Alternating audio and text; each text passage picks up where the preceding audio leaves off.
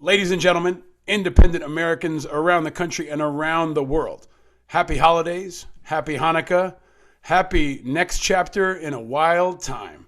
We're bringing you a returning champion, a guest who joined us almost a year ago this month to break down the issue, what we need to talk about, and what we need to prepare for to make these holidays as good as we can. I am very thankful and humbled to have the great and powerful Dr. Vin Gupta back on Independent Americans. Welcome, Doc. Paul, so good to be with you again. Thanks for the invitation. And I'm really grateful that you squeezed this in. You're cranking, man. You're on MSNBC. You're all over the place, and you're still a doc in the ICU, right? Yeah, I would have it no other way because I feel like when you have a public platform talking about something as consequential as coronavirus, that if you're not living it for the majority of your life, you have no business talking about it. And I sometimes feel actually when it comes to messaging and how we talk about this, how we convince people to get the vaccine, I'm not saying it's just me, but I do think we need more authentic messengers out there giving the right information, concise information. But I view it as part of my remit that if I wasn't doing that, I have no business kind of, doing the quick health segment on MSNBC. So, it's all part of I think the mission. You're like Superman, dude. You're like going in and out of the phone booth, and I think it's why your message and your power has been resonating so much. You're like a combat commander who goes down in the field. Like you're in the shit every day, and then you put a tie on and you talk on national TV. But you're so connected to it, and that's why I've been so grateful for your leadership and your voice and your contribution to the national dialogue. And I want to ask you because I think I want to talk about the variant. But I want to talk about this moment and ask you the same question I ask everybody. Where are you and how are you, man? How are you personally dealing with all this as a leader in a really tough spot? It's interesting. I mean, I think you don't realize that that this has been so tiresome and wearing until something sort of unrelated happens, and you sort of break down. And I mean, this is going to seem silly. I know you're a father as well, but dropping my kid, my 4-year-old off to school the other day, and there's this extended day program that happens after, and he just didn't want to go, and kind of just that interaction, seeing how much he was struggling, and then kind of processing it as a dad, driving back home. Yeah, normally I would just let it silly things like that brush off my shoulder, but I think there is this combined there has been enough time for reflection and how emotionally trying this has been, and how sort of, you're not allowed. I mean, I feel like as a doc, as a public health communicator, we're not quite yet allowed, at least in my opinion, to be able to reflect. I think to your point, we're still in the shit. Yeah, I think that's really what I wanted to get into, maybe most of all, because I'm having a rough week. A lot of people are having a rough time, and I've been through combat, and it's like combat that never ends. This is like the forever war, right? And people are getting hit from all sides, and not everybody is wounded, but nobody comes through it unchanged.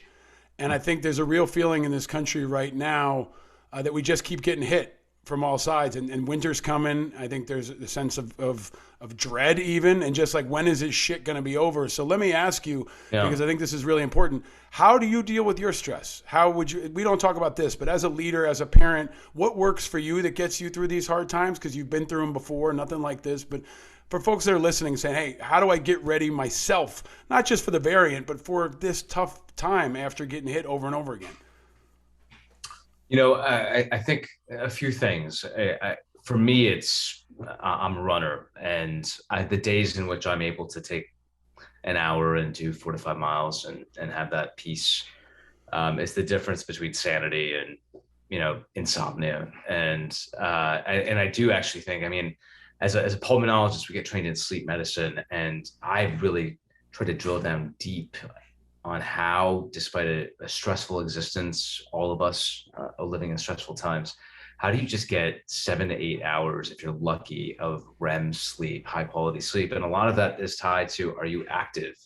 And then obviously other stuff like avoiding a big meal, not drinking too much right before the end. Having said that, I love myself a glass or two of red wine after a day's shift, and we've started traveling again. I will say that one problem that I feel like exists out there is there's no clear definition of success for the people. And what are we aiming for?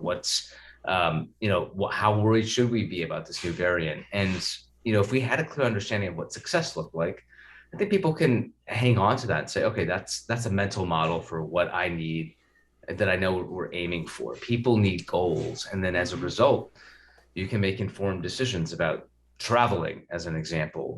Is it safe to travel or is it not? Understanding what our North Star is. And we have not been good about providing that North Star. So I've been trying to do that whenever I have a platform. But I live my life recognizing that there are certain attainable goals, there's certain things you can control, like exercising, like watching, everything in moderation. And yet, when it comes to the variant and COVID and the impacts it's going to have on your decision making, I think we can circumscribe that. I mean, that's so valuable and insightful, and even more important than the technical shit you talk about.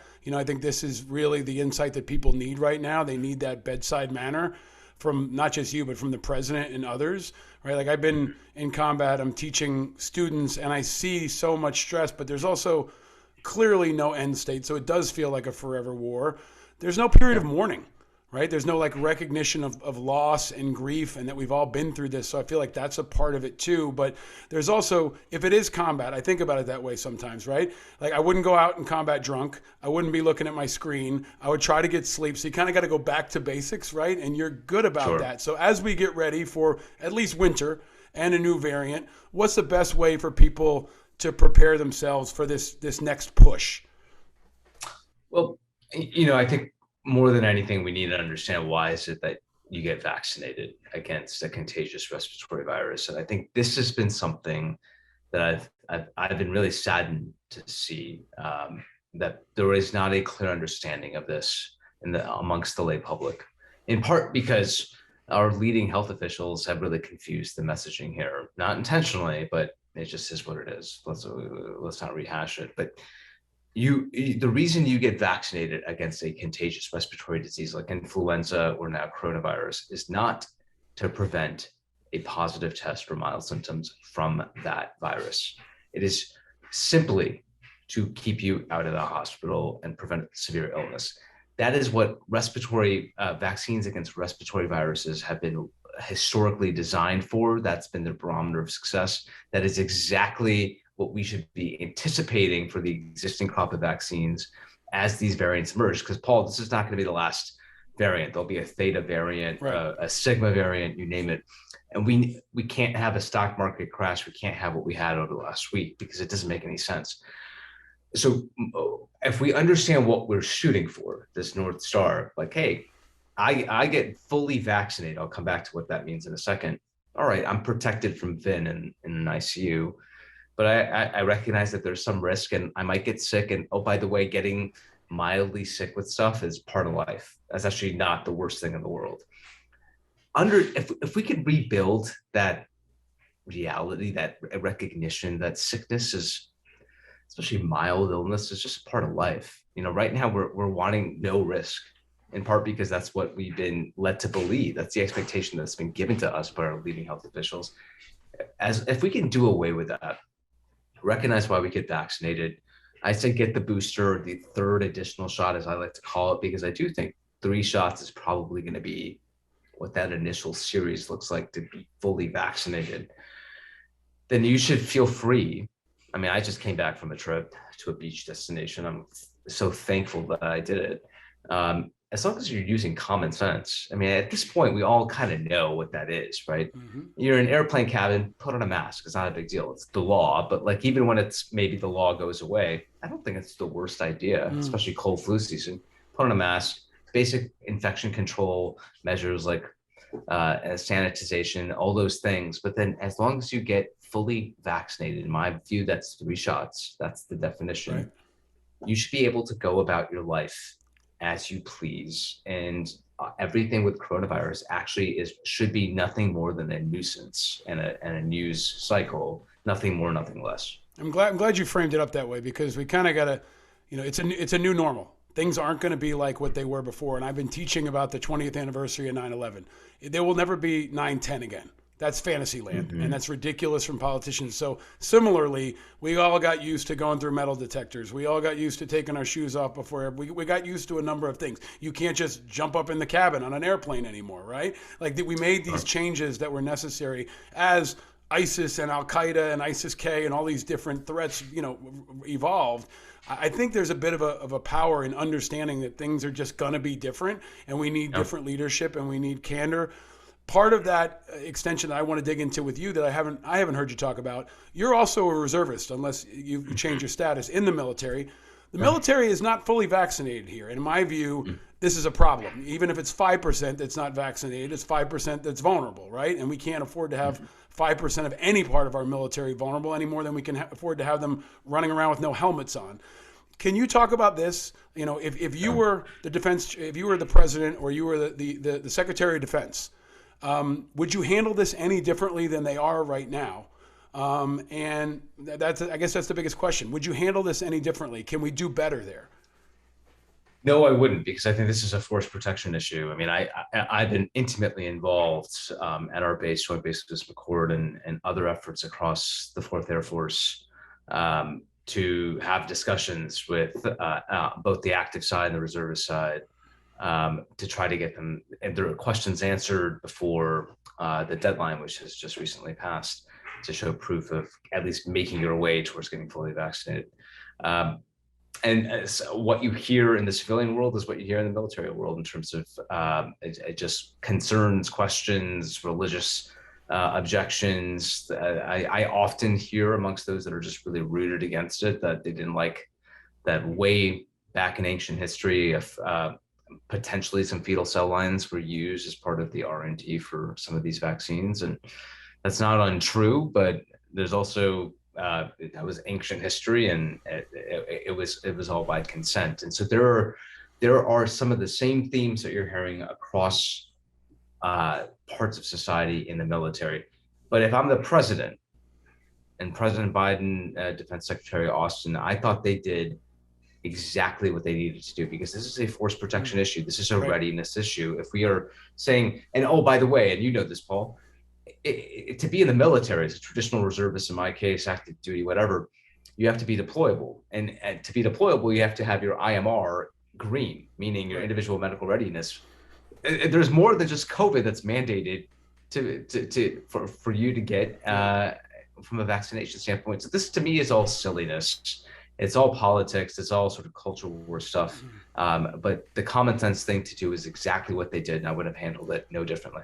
I think that's a really important perspective. I don't agree with you, though. I wish they had done it sooner, and I wish they had brought the hammer down. Like now Austin's bringing the hammer down and saying, okay, if you don't get vaccinated by December 9th or whatever it is, we're going to start processing you out. It seems to be like a conversation here, and I haven't had too many conversations in my time in the military, right? It was like, here's what you do to be in the military. If you can't do that, get out.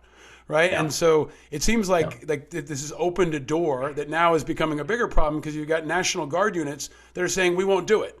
And now Secretary Austin has had to say to some states, if you don't do it, you lose your funding. Can you talk about that as a commander, not as a doctor? If you're standing up in front of people that you command and you say, here's an order, go take that hill, go wear a helmet, go take that shot, and they don't do it. This is bigger than just a public health conversation. This is about good order and discipline in the military, right? I agree with you. I actually I don't think there's any distance between you and I've been frustrated. I'm in a medical unit, Paul, and an aeromedical staging squadron, and we probably have we're going to lose about 10% of our members here. I mean, some of these are nurses. I mean, on my critical care team. It's stunning to me that they're sitting here spewing whatever they're spewing, and it's really frustrating because they're letting a lot of us down, because we need them to be a deployable team to go deploy in an EMEDS, for example, or to be in a C-130. And so we're relying on them, and they're not going to do it. But they were given, to your point, 4 to 6 weeks to demonstrate compliance. Then they went through a religious exemption process in many cases. That took some time. Versus, this is an order, get it done, otherwise you're out. no, that was not the paradigm. And I do think that that's where there was some bleed in from the civilian approach. That if we're going to make our civilian, if there's going to be such an extended discussion about hesitancy and we're going to try to meet people where they're at, we're going to pay people $1 million through a lottery payoff. I mean, that has set the tone, in my view, for allowing for um, uh, sort of this phased approach in the military, which, to your point, has been damaging. Yeah, I mean, I think it's big. It's bigger than the public health issue. I mean, this, in my view, fuels a domestic insurgency. I mean, this helps propel the Yeah. insurrection. If you took the Hill on January 6th and you got inside and you hear, the National Guard unit in a state is saying "fuck you" to the Secretary of Defense, like that sounds like an ally to me, right? That sounds like someone who's literally going to break off and do their own thing in the military, which, in my view, is unprecedented, right? We didn't get the option of saying, I don't want to take the smallpox vaccine before I go to Iraq any more than we got the option of not wearing our body armor. So I think I'm worried about the long-term impact of that on the health of our military, not just the physical health, but the overall political, unity health in our military. And I don't know if we've seen those outcomes yet. And I got to tell you, for those 10% or 5% in your unit, good, go. Like, I'm Yeah. sorry that you're letting your team down, but get out now, because I'd rather know now that I can't Yeah. count on you than know when we're in a firefight that you might do Oh, I your own agree with thing, you. right? I agree. No, 100%. I think I just wish I had known 2 years ago that this was Yeah. going to be the decision that they were going to make. And so in many ways, this is outing Yeah. people and identifying people that you can't rely on. So better now than in an additional 2 years. But to your point, you're right. There is a sickness that pervades not just the military, but our broader society. And I think it's best, since we're talking just about zooming military, broader society, if we zoom out on this issue of hesitancy, this is where I think mandates. I understand why Biden and the defense secretary are doing it for the military, because it's a force protection issue. It is a critical national security consideration when you're deploying forces anywhere across the world. So you need to be prepared for that contingency. Now, having said all that, mandates for other parts of society, yes, we know that they work, but do I think that a mandate is just kicking the can down the road when it comes to actually rebuilding trust in our institutions, getting the right messengers out there from a health perspective? I do. I worry that if we mandate our way out of every health crisis, that this is not ultimately going to end up saving lives, because people are going to be difficult when it comes to masking, other areas where we need social compliance. And so there's no other way, in my view, to really cut through the noise than direct engagement, which I've been trying to do. I know a few other people have been trying to do across the country, just like answering people's questions one-on-one. I do think people are reachable, but it's the hardest thing to scale. You're great about this. And I got to let you go back to the hospital and save lives. But let me ask you quickly, the variant, Omnicron, am I saying it right? I'm not going to make any stupid jokes about what it sounds like, right? But like, this is what do we need to know? What do people need to know? What do they need to do as of today, Wednesday, December 1st? What do we need to do and know? If you haven't gotten your third shot, at this point, your third shot is not going to, if you say no to it and you've already gotten two, it's not like your shot's going to be sent over to India or Brazil or another place that really needs more vaccines. Get the third shot. It's very safe to get it. We think it's going to bolster your protection against the ways in which this virus changes. I do think that there's a good chance that we'll look back on this time and say, gosh, we really needed 3 shots, like with hepatitis when we were kiddos, to get truly protected against the various ways in which this virus is changing. So that is the most important thing you can do. But also just recognize that no vaccine is perfect, that there's a chance you might test positive for coronavirus. It's not a big deal.